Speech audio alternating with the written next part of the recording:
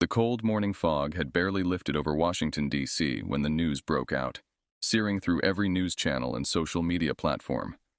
Alien ships had entered Earth's atmosphere. The ships, sleek and silvery, hovered silently above the world's major cities, causing a mix of panic and awe across the globe.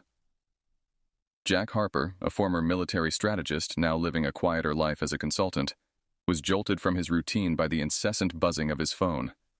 Calls from old contacts, government insiders, and nervous family members painted a chaotic picture of global uncertainty. "Jack, are you seeing this?" His old friend and former colleague, Mike Dalton, blared through the phone. Mike had moved up the ranks at the Pentagon and kept Jack in the loop on matters of national security, albeit informally these days. "Yes, I'm watching it now. Aliens, Mike? This is not a drill, is it?" Jack's voice was steady, but his mind raced with strategic implications. "No drill, Jack. They're calling themselves the Thranks. They've sent a message of peace, want to meet with the UN. It's unprecedented," Mike replied, his voice a mix of excitement and stress. Jack switched on the TV just as the Secretary General of the United Nations began a broadcast, confirming that the Thranks wished to share their knowledge and technology, advocating for Earth's inclusion in a so-called galactic union. But Jack's instincts screamed that something was off. "We need to meet, Mike. There's more to this than they're letting on," Jack insisted, already grabbing his coat and keys.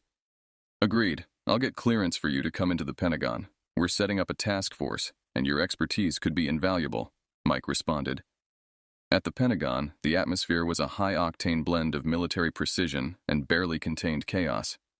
Jack met with Mike and a small team of experts, including Dr. Lena Tran, an astrophysicist, and Colonel David Henderson, who was tasked with the military's assessment of the situation. As they pored over the data and the Thranks' message, Jack couldn't help but question the aliens' true intentions. "Why us? Why now?" he mused aloud. Dr. Tran, always the scientist, responded with a logical calmness. "Their technology is advanced, decades, maybe centuries beyond ours. If they wanted to harm us, I suspect they could have done so without a conversation. But that doesn't mean they don't have ulterior motives. It's not just about military power. It's about leverage, resources," Colonel Henderson added, his strategic mind aligning with Jack's suspicions. Jack nodded, looking at each face in the room. "We need to prepare for all scenarios. Mike, we should consider this an opportunity but also a potential threat. Let's set up surveillance on their communications, gather intelligence, and prepare a contingency plan." The team agreed, and as they set to work, Jack felt the weight of responsibility settle on his shoulders. This was more than just another military operation or strategic maneuver. The future of humanity might very well depend on the decisions made in this room. As night fell, the alien ships continued to loom silently in the sky, a stark reminder of the unknown future that lay ahead. Jack stood by a window, coffee in hand, watching the night sky. The world had changed in a day, and there was no going back. Whatever the Thranks' intentions, humanity would need to be ready. In the quiet of the night, the challenge seemed as vast as the starlit sky above. But Jack knew one thing for sure. Earth was his home, and he would do whatever it took to protect it. Jack Harper's instincts hadn't dulled since his days in the field. Sitting in the dimly lit security room of the Pentagon, surrounded by monitors flashing data and video feeds from around the world, his gut told him the Thranks' peaceful facade was a mask for deeper, darker plans. "Look at this," Jack pointed to a screen showing a Thranks ship deploying what appeared to be communication relays around Earth's orbit. "They're setting up an infrastructure. This goes beyond simple diplomacy." Beside him, Mike Dalton reviewed the incoming intelligence reports. Their ships have been spotted over major resource locations, oil fields, uranium mines, even tech hubs. Lena Tran, updating the satellite tracking software to keep up with the Thranks' fleet movements, chimed in. "They haven't made any aggressive moves, Jack. Could this just be them securing their position?" Jack shook his head, his gaze fixed on the live feeds. "Securing, yes, but for what? This pattern is tactical. They're positioning themselves to control key assets globally. We're not just hosts to them, we're potentially a supply depot." The door to the room swung open, and Colonel Henderson entered, his face grave. "We just intercepted a Thranks communication. It's partially encrypted, but what we've got isn't good. They're calling for more ships." The pieces of the puzzle were aligning in a menacing pattern, and Jack's military mind was racing with possibilities and strategies. We need to assume their intentions are hostile. Mike, we have to prepare for the possibility of defending our planet. Mike nodded, his expression somber. I'll push for increased military readiness. We'll start mobilizing forces discreetly. Jack, can you and your team work on a counter-strategy? Already on it, Jack replied, turning back to his team. Lena, I need you to find any weakness in their tech. David, gather your best tacticians. We're not going to sit back and wait. The next few days were a blur of activity. Jack coordinated with military bases around the globe, setting up clandestine operations and training sessions. Despite the looming threat, a fiery resolve unified the team. They were not going to let Earth fall into alien hands without a fight. In a secure conference room, Jack laid out the beginnings of their countermeasures to a select group of international military leaders via a secure video conference. The Thranks think they've caught us off guard. They think we're unprepared. They're wrong. We're going to show them that humans are not to be underestimated. As the meeting concluded, Jack's phone buzzed with a message from an unknown number. The text was cryptic but clear enough. Meet me tomorrow. I have information on the Thranks you'll want to hear. Jack felt a mix of suspicion and intrigue. Information was power, but at what cost? That night, as Jack prepared his gear for the meeting, he felt the old thrill of the chase. The soldier in him awakened once more. He was ready to dive back into the shadowy world of espionage and war. Earth's defense was just beginning, and Jack Harper was at the heart of it. The early morning air was crisp as Jack Harper met with the mysterious informant at a secluded location by the Potomac River, away from the prying eyes of both Thrank surveillance and overly curious civilians. The informant, a thin, wiry man with nervous eyes, introduced himself as Tom Anderson, a linguist who had been part of the initial communication team interfacing with the Thranks. They're not here to share, Jack, Tom whispered, glancing around nervously. Their public messages about peace and cooperation are a facade. I've cracked part of their language code. They're here to colonize, to use Earth as a strategic base and resource node.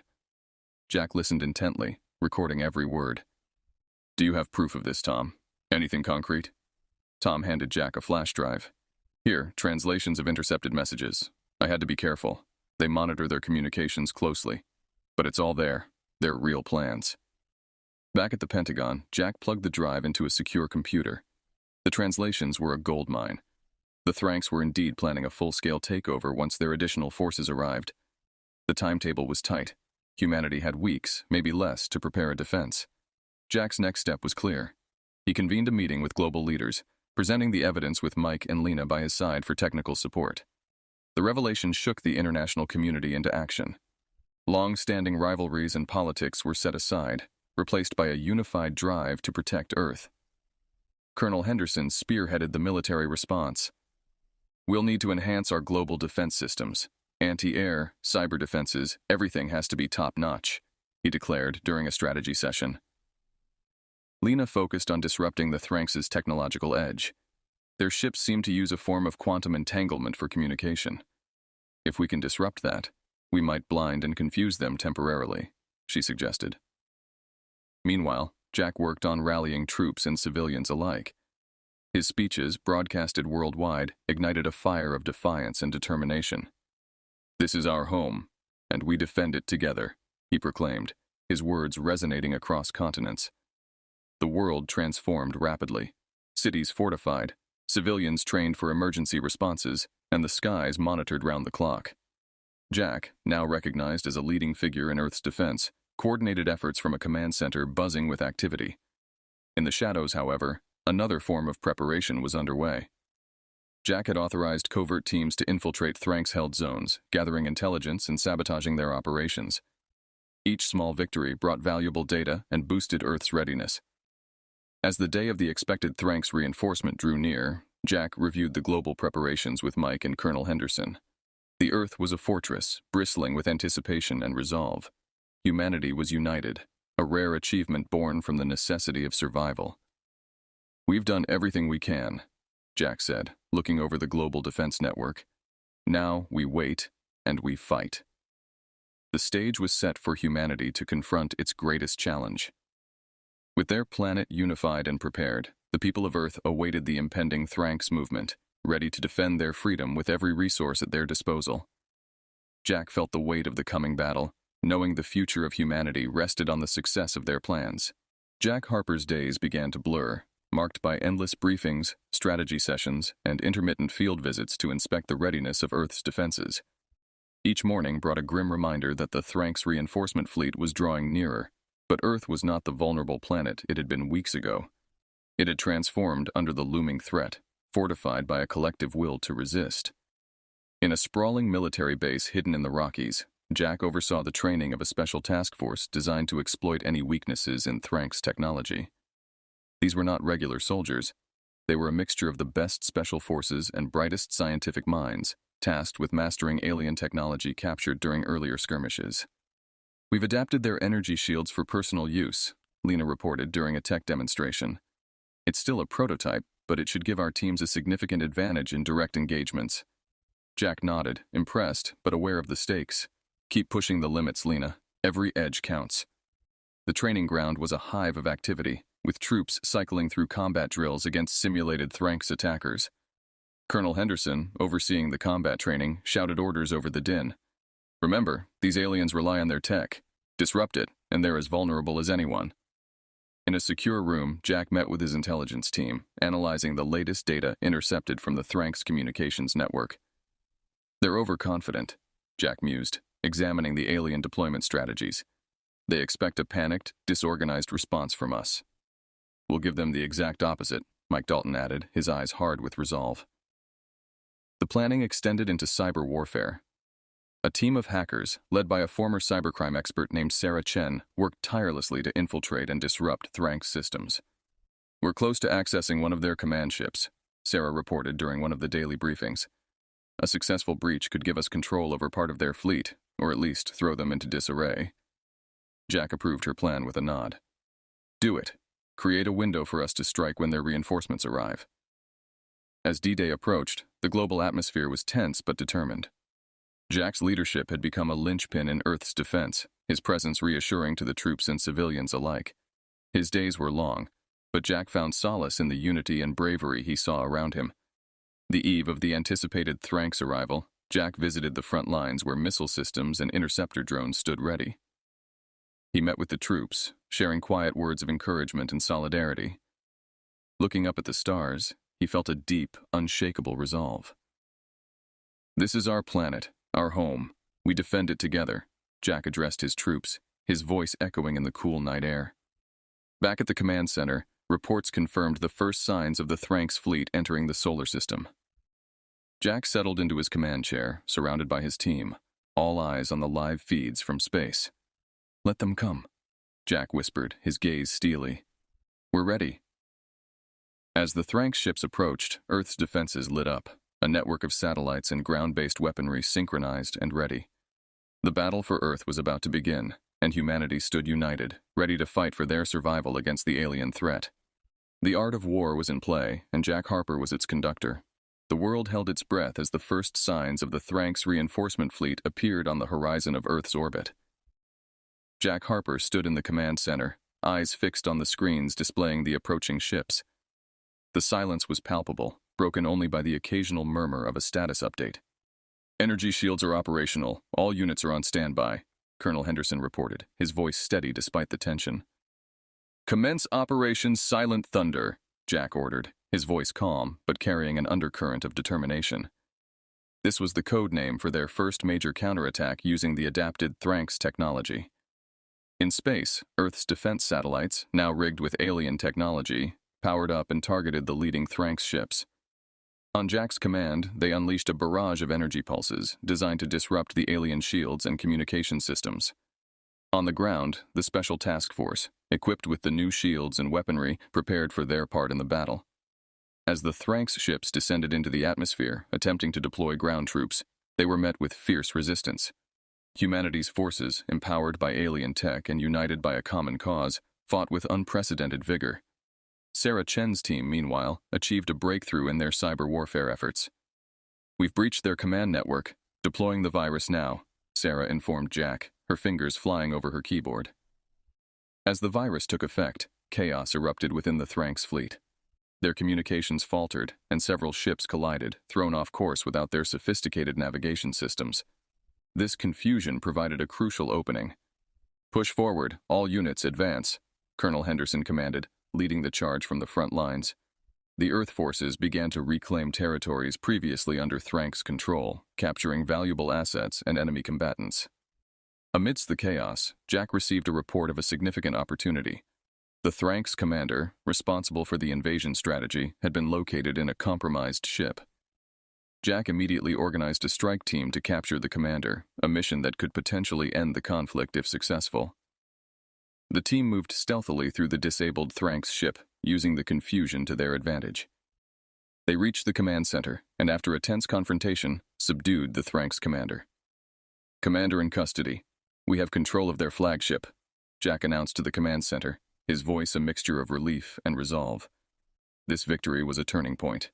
With their commander captured and their fleet in disarray, the Thrank's forces faltered. Reports poured in from around the globe of retreating or surrendering alien troops.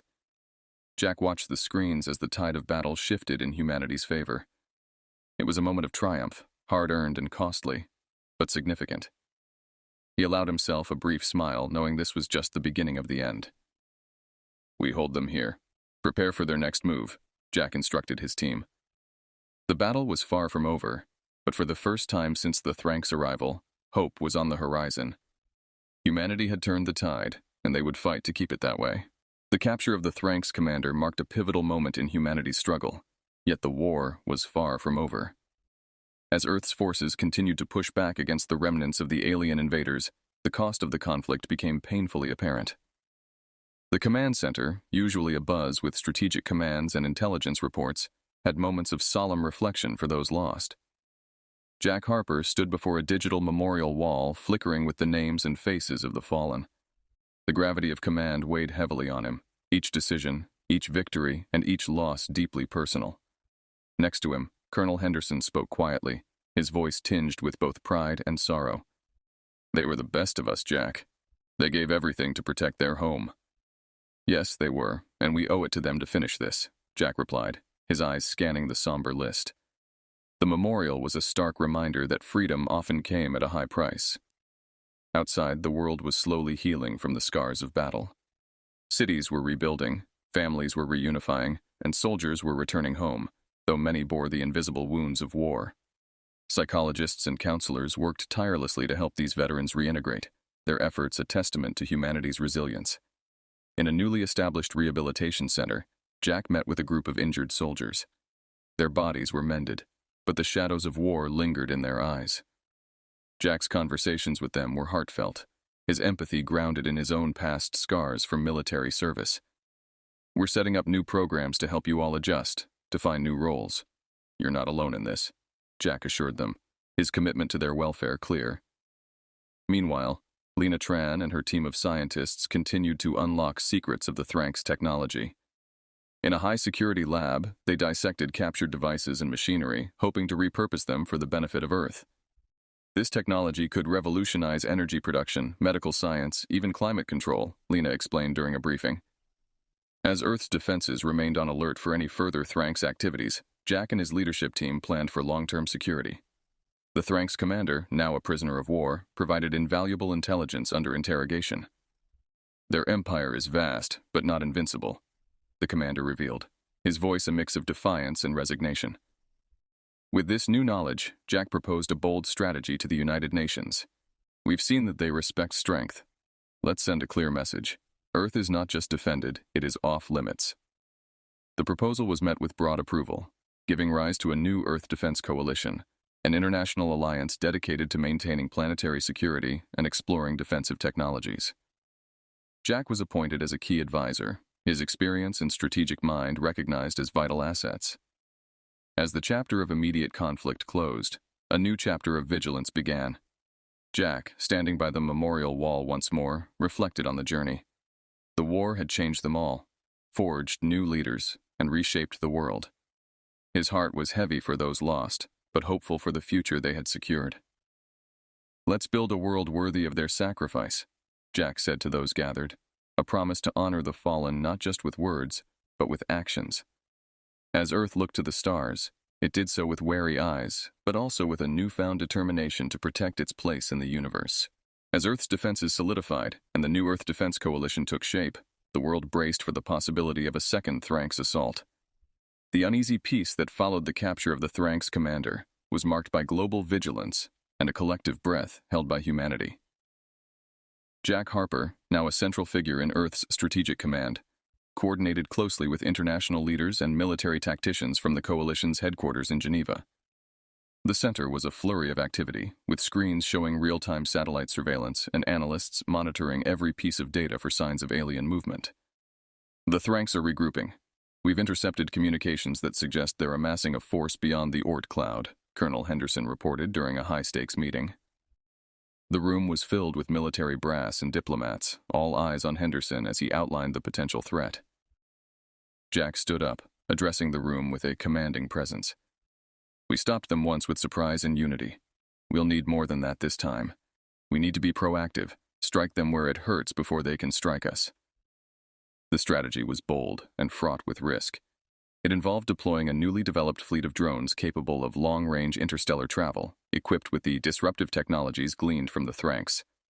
The plan was to disrupt the Thranx assembly point in space, delaying or deterring their advance.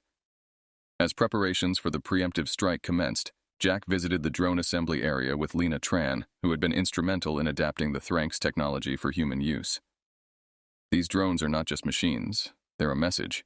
We're not just defending, we're capable of holding our ground, Lena explained, her voice tinged with both pride and the gravity of their situation.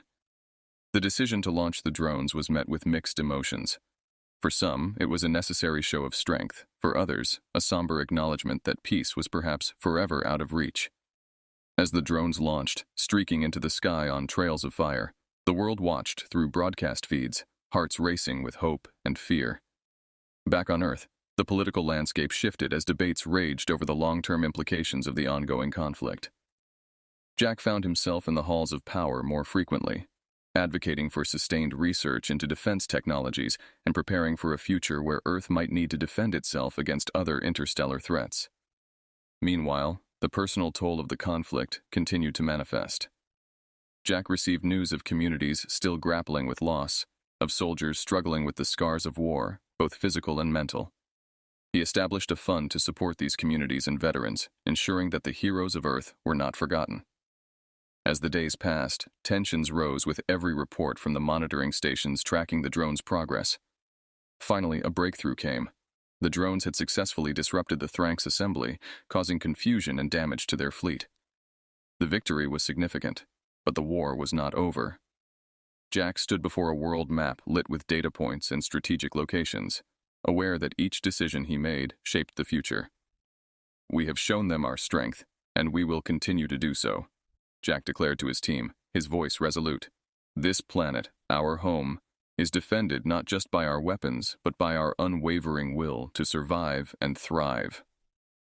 As Earth continued its vigil, the lines between peace and war blurred, with humanity forever changed but unbroken, standing vigilant in the cosmos.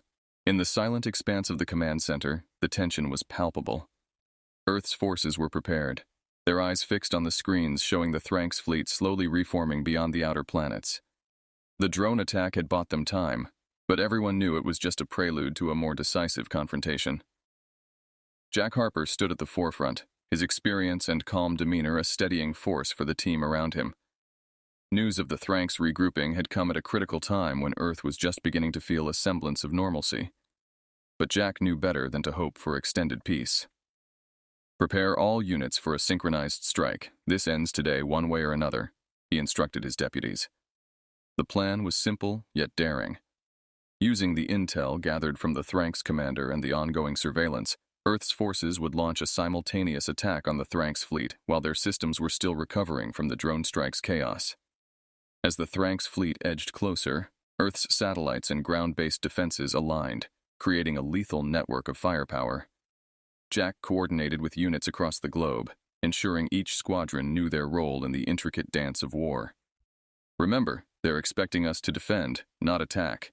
We use that surprise to our advantage, Jack briefed his strike teams, his voice firm and clear over the comm system.